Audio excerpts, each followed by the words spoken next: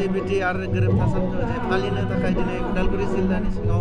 खुंफुंनाय जाबाय बे खुंफुंनायनि सायाव सारा मा थांनाय बोसोर दिनैनि तारिखावनो बिटिआर सुक्ति जाना थांबाय आरो बे बिटिआर सुक्तिया सानसे साननैनि नाजानायनि बाथ्रा नङा बर' हारिया 50 बोसोर गुबुन गुबुन दल संगठन ज' जानानै गावनि मोनथायनि थाखाय नांबाय थादोंमोन दल संगठननि अनगायैबो हाजार हाजार बर' रायजो राजाफ्रा बे सोमावसारनायाव बाहागो लाबोदोंमोन आरो बे बर' रायजो राजाफोरनि गासैबो नाजानाय हास्थायनाय दुखु खस्थ'नि फिथाइ हिसाबै जों थांनाय बोसोर 7 जानुवारि खालि बिटिआर सुक्तिखौ मोनदों आरो दिनै बे बिटिआर सुक्तिनि बोसोरसे फुरा जानायखाय उदालगुरि जिल्लानि आम्बागाव गोजौ फरायसालिनि लांगोनायाव दिनै बे हाबाफारिखौ जों खुंदों थांनाय बोसोरसे बे बिटिआर सुक्ति खालामखांनायनि उनाव दुलाराय बर'लेण्ड ओनसोलावनो मोनसे गोजोन थासारि फैदों गुबुन गुबुन जाति जनगोष्ठीफोरनि गेजेराव मोनसे फोथायलायनाय बारहावा फैदों आरो बे गोजोन थासारिखौ लानानै जों दिनै दावगालांनायनि मोनसे मिजिं लानानै खामानि मावनो ओंखारदों बेखै बे सुक्तिनि थाखाय जि मोनसे बारहावा मोनबाय जि गोजोन थासारि मोनबाय जि दावगालांनायनि मोनसे खाबु मोनबाय बेखौ नुनानै बिटिआर ओनसोलाव थानाय गासैबो जाति जनगोष्ठीफ्रानो मोनसे रंजानाय फोरमायदों मानोना जोंनि जातिया दावगालांनायनि फारियाव जों आगानसे बारायनो हाबाय आरो जों बेबायदि गोजोन थासारि लानानै खामानि मावलांनो हायोब्ला जोंनि ओनसोला जोंनि जातिया जोंनि हारिया लोगोसे जों जे थाफानाय गुबुन गुबुन जातिफ्राबो दावगालांनो हागोन दिनैनि मुगायाव रावबो हारि हारिसाफ्रा गोग्लैसोना थानायखौ लुगैया जों गासैबो दावगानांगौ आरो बेनि थाखाय जों गासैबो मावनो हाबाफारि लादों बे थांनाय बे सुक्तिनि फिथाइ हिसाबैनो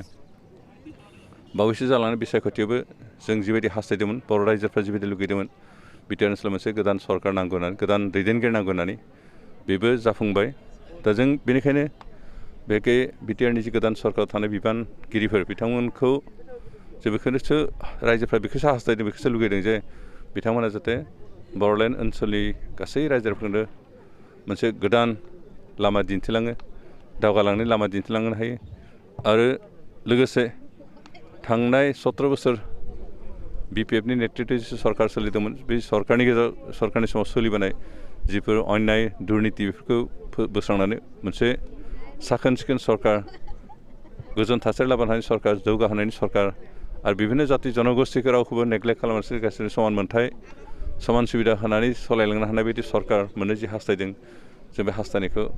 पुरापुरि मावफुंनो थाखाय दिनैनि जि गोदान सरकार बिबान लागोदान सरकार बे सरकार नाजाबोदों आरो जों आसा खालामदों जों बे साक्सेस जागोन आरो दिनै रायजोफ्रा जिहेतु बेखौ मावनोनो जोंनो दायित्व होबाय बे दायित्वखौ जों थिमथे मावगोन आसलते सरकार मोनसे जानायनि उनाव EMTनि बाथ्रा लानाय खर' गरम जानांगौनि बाथ्रा गैया रायजोफ्रा खामानि मावनो सायख'दों जास्ट मावलांनांगौ EM मोननाय मोनैया जोंनि मोनसे इसु जानाङा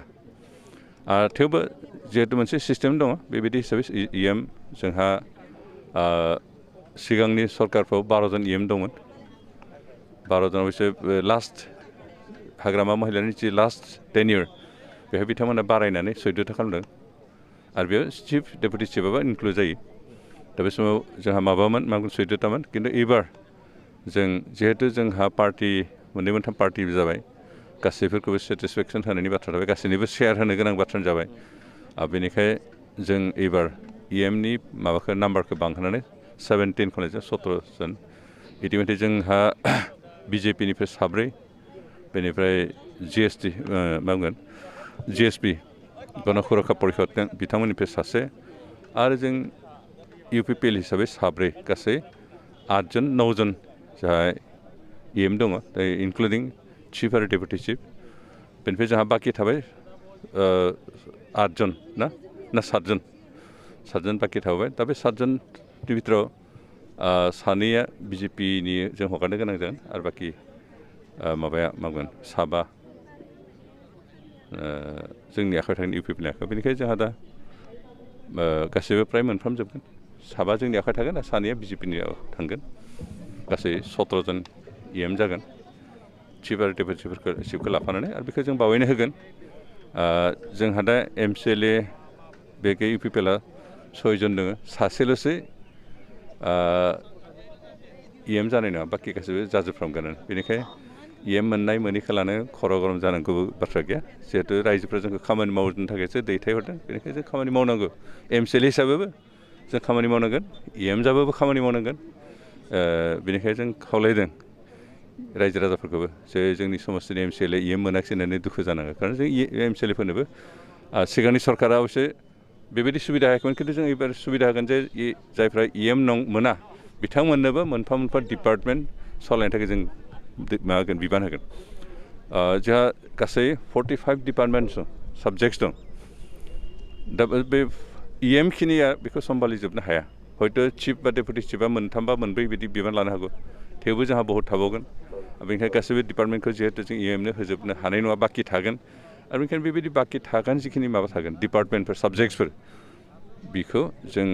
MCLA फोरनोबो खामानि मावनो थाखाय दायित्व होगोन जाहाथे बिथांमोना बे दायित्वखौ लानानै खामानि मावनो हायो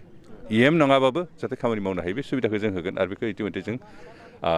जोंनि चिफ आरो अन्यान्य माबाफ्रा डिसिसन लाखाबाय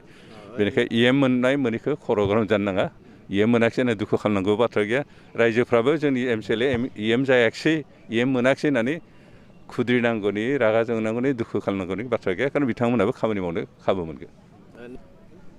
जेलनिफ्राय बख'नो हागोन जायफ्रा जेलाव दं ट्रायलल' जादों खिन्थु कनभिक्टेड जायाखै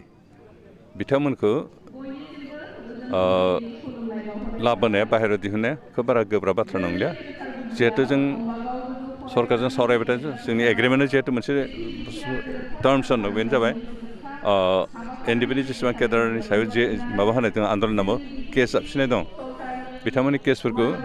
पर्यायक्रमै उइथड्र खालामनाय जागोन आरो स्पेसियेलि स्टेट गभर्नमेन्टआ मोनसे डिसिसन लाखाबाय जे जायफोर केसा कनभिक्टेड जायोबा 7 बोसोरसो जेल जानो हागौ 7 बोसोरनिख्रुइ बांसिन जेल जानो हागौ बेबायदि केसखौ कर्टनि थ्रुयै आयेननि गेजेरजों नायनाय जागोन खिन्थु जायफ्रा 7 बोसोरनि बा बिनिफ्राय खम जेल जानो हागौ बेबायदि केसफोरखौ गासैबो उइथड्र खालामगोन उइदाउट कन्डिसन उइथड्र खालामगोन बे स्टेट गभर्नमेन्टआ डिसिसन लाखाबाय बेनिखायनो जायफोर केसा ट्रायल खालामनो कनभिक्सन जायोब्ला 7 बोसोरनिख्रुइ बांसिन जेल जानो हागौ बेखौ आयेननि प्रक्रियानि गेजेरजों दिहुननो बेबस्था लागोन आरो बे प्रसेसा स्टार्ट जाबाय मानोना जोंनि बिटिआरनि ओनसोलाव थानाय जिफोर थाना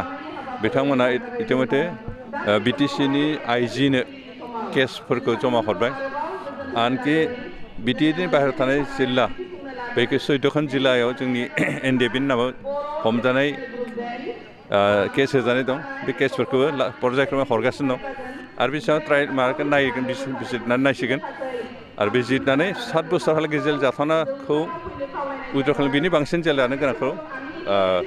बेखौ आयेननि प्रक्रियाजों उकिल थुकिल हमनानै बिनि गेजेरजों बिसार खालामनाय जागोन बेनिफ्राय जायफोर कनभिक्टेडफोरनि बाथ्राखौबो जों जिहेतु कनभिक्सन जाखाबाय बे कनभिक्सन जाखानायफोरखौ जों सरकारनिफ्राय उकिल हमनांगोन उकिलनि जुगेदि ट्रायल खालामनांगोन आरो बेनिखायनो बे सम नांगोन किसुमानाथ' इतिमध्य प्राय टार्म्सआ जोब्बायानोसै जेल जानानै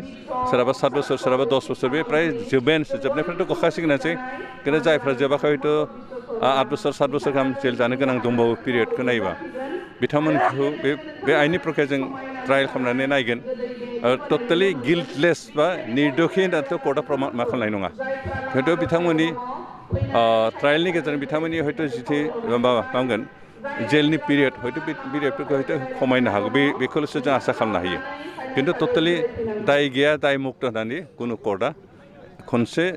कनभिक्सन खालामखांनायखौ बिदि मुक्त खालामनो हाया बेनिखायनो बिथांमोननि केसआबो लासैनो दा कर्टनि गेजेरजों बिथांमोनखौबो मानाय जों बिसार खालामनाय जादों आरो बेहाय जोंहा बयनिख्रुइ गिनांगौसिन बाथ्राया बिसोरसो सानै सावरायग्रा ग्रुपनि सानै मेम्बार हें अर्डार फासि अर्डार जानानै दं दा बिथांमोनखौ बोरैहाय बे फासि अर्डारनिफ्राय बासायनो हागोन जों बेखौबो नायदों आरो जों बेखौ जेसेबां हायो नाजागोन बेनिखायनो जायफोर कनभिक्टेड जाबाय बिथांमोना आयेननि प्रक्रियानि गेजेरजोंसो बिथांमोननि केसखौ नायनांगोन जायफ्रा आन्डार ट्रायल जाना दं कनभिक्टेड जायाखै